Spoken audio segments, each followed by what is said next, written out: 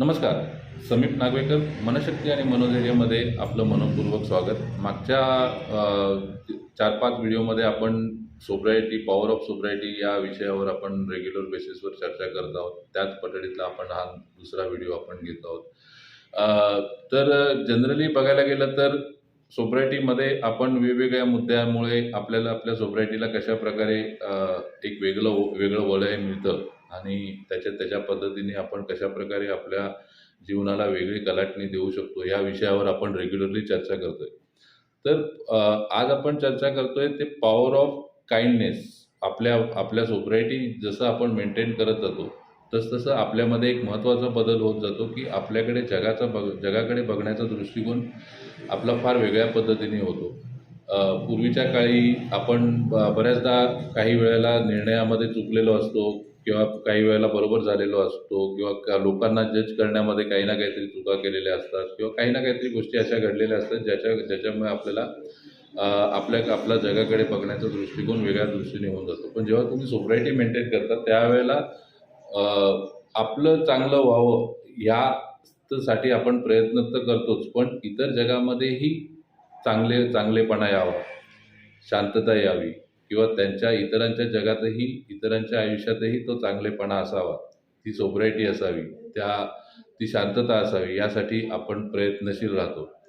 हा एक बदल मी बऱ्याच सोबर लोकांमध्ये होताना बघितलं आहे. खास करून माझ्या स्वतःमध्ये हा बदल तर नक्कीच मी बघतो की बाबा मला जेव्हा आजूबाजूचे लोक किंवा इतर लोक किंवा जे कोणी संपर्कात येणारे लोक माझ्याकडे ॲडमिट होणारे पेशंट असतील किंवा कोणी असेल, प्रत्येकाच्या बाबतीत माझा हाच विचार असतो की जसं मी माझ्या सोब्रायटीमध्ये स्वतःच्या आयुष्याला एक शांततेकडे किंवा एका वेगळ्या दृष्टिकोनाने बघत एका स्टेबिलिटीकडे आणत गेलो, तसंच इतर लोकांच्या जीवनातही त्याच प्रकारची स्टेबिलिटी यावी आणि त्यांनी आपल्या जीवनामध्ये जे काही आपल्या चुका आहेत किंवा ज्या काही गोष्टी आहेत त्या गोष्टी सुधारून आपण पुन्हा एकदा उभारी घ्यावी प्रत्येक माणसाने.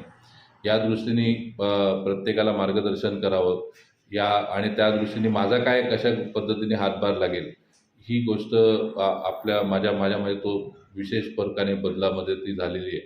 कारण सुरुवातीला मी जनरली फक्त माझ्या लाईफशी सेंट्रिक अशा गोष्टी बघायचो. पण जसं सोबर राहायला सुरुवात केली, एक विशिष्ट काळ लोटला, त्याच्यानंतर प्रत्येकाच्या लाईफमध्ये हा बदल व्हावा, प्रत्येकाच्या लाईफमध्ये हा चांगल्या पद्धतीने प्रत्येकाने आपापल्या लाईफमध्ये हा बदल घडावा आणि प्रत्येकाच्या जीवनामध्ये तो जो आनंद आपल्यामध्ये आपण उपभोगतोय तो सगळ्यांना मिळावा यासाठी आपण प्रयत्नशील राहतो. त्याच्याबद्दलच दुसरा बदल असा असतो की आपण म्हणजे मी एक सिम्बॉलिक ही गोष्ट बोलतोय की आपल्यामध्ये एक वेगळ्या प्रकारचा प्रकाश तयार होतो. प्रकाश इन द सेन्स एक अशा प्रकारचे एक कंपॅशनेट तयार होते की ज्याच्यामुळे आपण स्वतःला तर प्रकाशमय जीवनाकडे घेऊन जाऊ शकतोच, पण इतरांनाही आपण एका चांगल्या विशिष्ट दर्जाचं जीवन देऊ शकतो.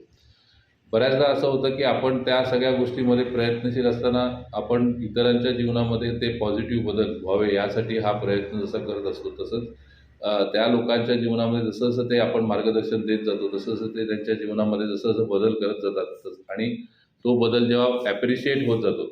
बऱ्याचदा आम्ही ही गोष्ट बघतो की आमच्याकडनं ट्रीटमेंट घेऊन गेलेले पेशंट्स जेव्हा चांगले राहायला सुरुवात होते त्यावेळेला ते पुन्हा येऊन फॅमिली मेंबर ज्यावेळेला असं बघतात की म्हणतात आम्हाला की बाबा आमचा पेशंट आता पूर्वीसारखा आता नाही आहे, आता खूप चांगल्या पद्धतीने राहतोय.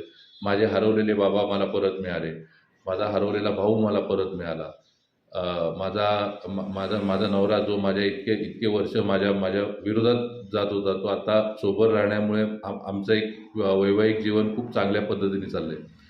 तर हा जो प्रकाश आपल्यामध्ये तयार होतो की ज्या प्रकाशमय जीवनामधनं आपण जातोय, आपण बघतोय या सगळ्या गोष्टींकडे की बाबा पॉझिटिव्हली कसं लाईफ जगता येईल, तसं इतरांच्या बाबतीत जेव्हा होताना बघतो त्यावेळेला खूप आनंद होतो. त्या इतरांच्या जीवनात ती गोष्ट जेव्हा येते हे बघितल्यानंतर आपल्याला स्वतःला जेव्हा आनंद होतो त्यावेळेला तो आनंद वेगळ्या पद्धतीचा आनंद असतो. कारण बऱ्याचदा असं होतं की आपण फक्त स्वतःची सेंट्रिक विचार करत राहतो कधी-कधी. म्हणजे जेव्हा सोब्रायटी नसते आणि खूप इनिशियल स्टेजेसमध्ये होतं, तर माझ्या जीवनात काय चाललंय? माझ्या लाईफच्या बाबतीत काय चाललंय? माझे चांगले दिवस कधी येतील? माझ्या लाईफमध्ये त्या पॉझिटिव्हिटी कधी येतील या गोष्टीचा जास्त विचार करत असतो. पण जसं जसं आपण आपल्या आपल्या जीवनात ते स्थैर्य येत जातं, तसतसं आपण इतरांच्या लाईफमध्येही ते स्थैर्य यावं यासाठी प्रयत्नशील राहतो. आणि जेव्हा ते ॲक्च्युलीमध्ये होतं, ज्यावेळेला बऱ्याचदा मला ह्या गोष्टीचं कधी-कधी दुःख होतं, की काही काही ॲडमंट लोकं असतात, ज्या लोकांना आपण तो प्रकाश देऊ इच्छितो, पण ते म्हणजे त्यांच्यामध्ये ती कुवतच नसते तो प्रकाश घेण्याची. त्यावेळेला त्याला आपण मी असं म्हणू शकतो एक कर्मदरिद्री प्रकार असतो, की बाबा त्या त्या त्या ॲडॅमंट असल्यामुळे त्यांना त्या मार्गावर कधीच येता येत नाही.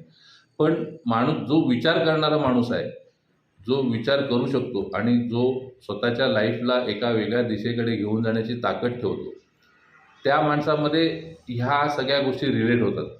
म्हणजे मी ही जी गोष्ट बोलतोय ते खास करून आत्ता जे सोब्रायटीच्या एका विशिष्ट लेव्हलवर जे आहेत ते लोकं खूप जास्त चांगल्या पद्धतीने रिलेट करू शकतील, की ह्या माझ्या म्हणण्याचा अर्थ काय? की जेव्हा आपण एका सर्टन स्टेजनंतर एखाद्याच्या जीवनामध्ये तो बदल घडवतो, त्याच्या जीवनात ती पॉझिटिव्हिटी देतो, त्या पॉझिटिव्हिटीचा त्याला आनंद मिळतोय, हे बघून जेव्हा मला आनंद मिळतो, त्यावेळेला आता आमच्याकडनं गेलेले कित्येक पेशंट असे आहेत जे गेल्या 5 वर्षापासून, 10 वर्षापासून सोबर आहेत. आणि ते ते ते स्वतः सोब्रायटी मेंटेन करतातच आहेत, पण जेव्हा ते बघतात समाजामध्ये अशा प्रकारचं कलह चालू आहे किंवा असं कौटुंबिक कलह चालू आहे किंवा एखादा माणूस आहे जो आपल्या वडिलांविषयी खूप चिंतित आहे, की त्यांचं व्यसन कशाप्रकारे सोडवता येईल किंवा त्यांच्या बाबतीत कशाप्रकारे बदल करता येईल.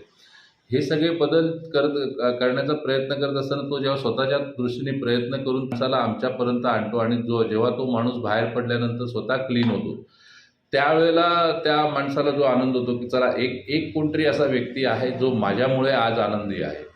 तो हा एक वेगळ्या पद्धतीचा एक आनंद आहे.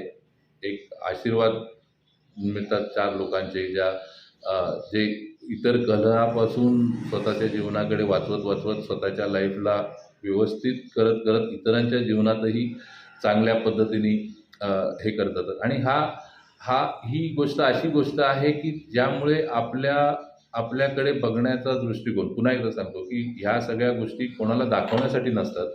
तर जसं आपण आपल्या जीवनात तो बदल घडवत जातो, आपापल्या जीवनात तो बदल करत जातो, तसं लोकांना ह्या गोष्टी ॲप्रिशिएट होत जातात, की नाही, हा माणूस कधी चुकीचा विचार करू शकत नाही. हा माणूस कधी वाईट विचार करू शकत नाही. हा माणूस कधी एखाद्याच्या जीवनामध्ये वाईट गोष्ट करू शकत नाही.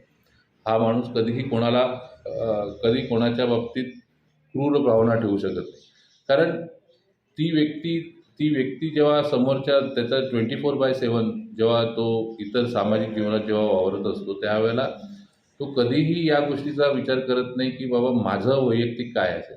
तो सगळ्यांना घेऊन जाण्याच्या बाबतीत विचार करतो, सगळ्यांच्या बरोबर पुढे जाण्याचा विचार करतो. तर हा एक विषय खूप महत्त्वाचा आहे, की तो काइंडनेस, ती एक दयाशीलता, कंपॅशनेट, या सगळ्या गोष्टी त्या माणसामध्ये ऑटोमॅटिकली इनबिल्ट होत जातात. आणि त्या वाढत गेल्यामुळे एका विशिष्ट दर्जावर गेल्यानंतर लोकांच्या प्रती, लोकांचा आपल्याकडे बघण्याचा दृष्टिकोन, एकेकाळी आपली असलेली ओळख ही कंप्लीटली 180 डिग्रीमध्ये जेव्हा बदलते, त्यावेळेला लोकांकडनं मिळणारा प्रतिसाद, या गोष्टी खूप मनाला भावणाऱ्या असतात. त्यामुळे जे आत्ता सध्या त्या सोब्रायटीच्या ट्रॅकवर जे चाललेत, सोब्रायटी मेंटेन करण्याच्या ट्रॅकवर जे चाललेत, त्यांना ही तर मी सांगू इच्छितो, की ह्या गोष्टीला एका विशिष्ट दर्जापर्यंत घेऊन जा. एका विशिष्ट लेव्हलपर्यंत घेऊन जा. तुम्हाला जो मेसेज जो तुमच्या मनामध्ये जो कळला आहे, तुम्हाला जो आनंद तुमच्या लाईफमध्ये जो मिळाला आहे, तो सगळ्यांच्या इतरांच्याही लाईफमध्ये मिळावा यासाठी तुम्ही जसं प्रयत्नशील होत जाल, तसं तुम्हाला या गोष्टीचं महत्त्व कळत जाईल. आणि ऑटोमॅटिकली तुम्हीसुद्धा या गोष्टीचा एक वेगळ्या दर्जाने विचार कराल, की नाही, आता माझं लाईफ एका विशिष्ट लेव्हलचं आहे, विशिष्ट दर्जाचं आहे. त्यासाठी आता या दर्जापेक्षा मला खाली उतरायचं नाही. त्यावेळेला तुम्ही एक एक ती लाईफस्टाईल, त्या सगळ्या गोष्टी मेंटेन करण्याच्या विषयी आणि या सोसायटीला एका विशिष्ट दर्जापर्यंत घेऊन जाण्यासाठी अधिक प्रयत्नशील होता, अधिक चांगल्या गोष्टींनी विचार करता. आणि ज्यावेळेला एखादी गोष्ट घडते, त्यावेळेला एखादी वेळेला आपण बऱ्याचदा थांबून विचार करतो. लगेच पटकन रिॲक्ट होत नाही. कारण का तो व्यक्ती असा का वागतोय, या बाबतीत थोडाफार विचार करतो. परिस्थिती अशी का आहे, या बाबतीत विचार करतो आणि मग आपली रिॲक्शन देतो. त्याच्यामुळे मला असं वाटतं की या सोब्रायटी मेंटेन करताना हा काइंडनेस जो इनबिल्ट वाढत जातो हळूहळू. कारण तो प्रत्येक जीवनामध्ये घडणाऱ्या गोष्टीकडे तो बघताना, घटनांकडे बघताना तो हा गोष्टीचा विचार करतो की ही घटना का घडली? त्याच्यामध्ये माझा काय रोल होता? त्याच्यामध्ये माझ्या काय चुका होत्या? या गोष्टी जसं-जसं तो बघत जातो, तसं-तसं त्याला ही गोष्ट लक्षात येते की इथे-इथे आपण जर असं केलं केलं नसतं, तर इथे-इथे ही गोष्ट घडली नसती. तर या गोष्टीतनं आपण पुढच्या जीवनामध्ये कशाप्रकारे सुधार करता येईल किंवा इतरांच्या लाईफमध्ये आपण हा जो मेसेज मला जो कळला आहे, तो इतरांच्या लाईफला कशाप्रकारे आनंद देता येईल. तर या गोष्टीच्या बाबतीत विचार करता येतो. त्यामुळे प्रत्येकाने आपल्या सोब्रायटीला अशाच पद्धतीने मेंटेन करत जावं, एक्सपिरियन्स करत जावं, त्या सोब्रायटीचा आनंद घेत जावा.